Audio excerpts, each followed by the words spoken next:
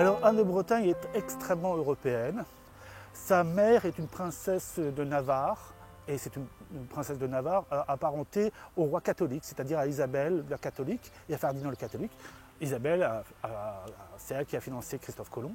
Et donc elle est aussi apparentée à Maximilien d'Autriche, elle est apparentée au roi de Naples, elle est apparentée au roi d'Angleterre, bref, elle est apparentée à toute l'Europe.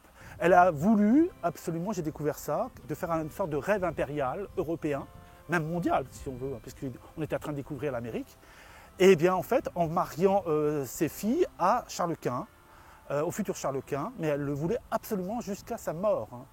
C'est-à-dire que quand Claude de France, sa fille aînée, a été forcée de se marier avec le futur roi de France, François Ier, eh bien elle a eu une deuxième fille par miracle, et qui s'appelle Renée. Elle va tout faire pour que Renée devienne duchesse de Bretagne, mais ça ne marchera pas, puisqu'elle va mourir juste au moment où elle commençait à arriver à faire en sorte que Renée se marie avec Charles Quint. C'est toute l'Europe. Et donc le royaume de France se retrouvait bien, comment dire, pas encerclé, mais enfermé entre la Bretagne et tout cet empire qui est en train à l'est de se créer. Donc il en allait aussi pour Louis XII de la survie des Capétiens, de la famille royale. Parce que Anne de Bretagne est aussi capétienne. C'est une princesse de France, puisqu'elle remonte directement à Pierre de Dreux au XIIIe siècle.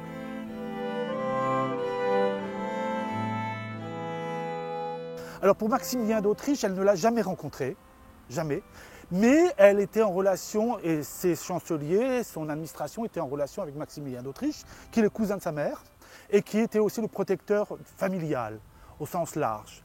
Pour Charles VIII, ses relations au début étaient pas terribles, parce qu'ils se sont rencontrés et ils se sont plu. Ils ne se sont pas trouvés trop moches. Et donc ils ne se sont plus à Rennes. Et puis ensuite, après sa défloraison officielle par Charles VIII à 14 ans et demi, donc c'est de la pédophilie, voilà, il n'y a pas d'autre mot, validée par des bourgeois de Rennes qui sont venus le lendemain. Et bien en fait, Anne de Bretagne et Charles VIII s'entendent bien. Elle est même, Anne de Bretagne, très jalouse. Elle suit partout Charles VIII jusqu'à faire une erreur. Elle est enceinte et elle va aller à cheval et elle va tomber de cheval. Et Charles VIII ne va pas du tout apprécier qu'elle fasse une fausse couche. Donc en plus, il doit partir en Italie. Et avec Louis XII, Louis XII est le héros de la famille. C'est le cousin germain de son père, celui qui a défendu Anne de Bretagne et François II au château de Nantes contre les Français, qui a attaqué le château de Nantes en 1488.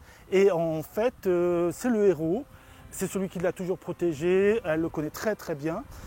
Peut-être qu'ils étaient amoureux, mais en tout cas, Louis XII adorait sa femme, même s'il l'a traitée comme une casse-pied, voilà, il n'y a pas d'autre mot. Et donc Louis XII, en fait, va lui faire un enterrement gigantesque, énorme, incroyable.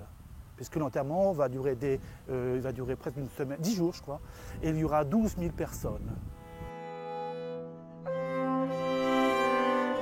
Elle a eu trois garçons, Charles d'Orlan, qui est enterré à côté de son petit frère François, et elle a eu un autre fils aussi François. Charles Orlan était extrêmement protégé. Et à l'époque, il y avait beaucoup de maladies et il y avait aussi beaucoup de génétique.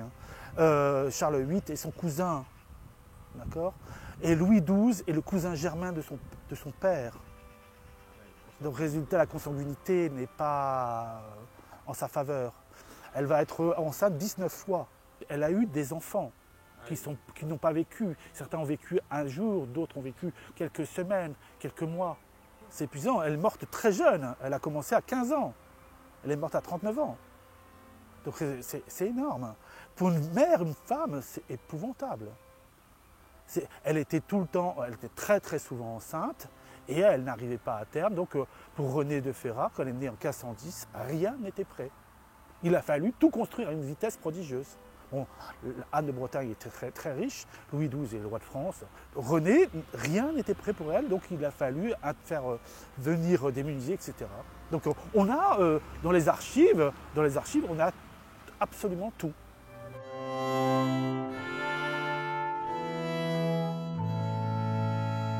Elle est sur son lit de mort, elle reçoit encore des ambassadeurs, elle reçoit encore des gens pour que Renée de France, sa deuxième fille, devienne duchesse de Bretagne et souveraine de Bretagne. Pourquoi? Parce que dans son contrat de mariage, celui de Maximilien d'Autriche, celui de Charles VIII et celui avec Louis XII, donc à chaque contrat de mariage, il était marqué que son deuxième enfant, si c'était un garçon, devait être duc de Bretagne. S'il n'y avait qu'un fils et qu'après il y avait des filles, la première fille devait être duchesse de Bretagne et souveraine de Bretagne. C'est marqué duchesse et princesse de Bretagne. C'est extrêmement clair.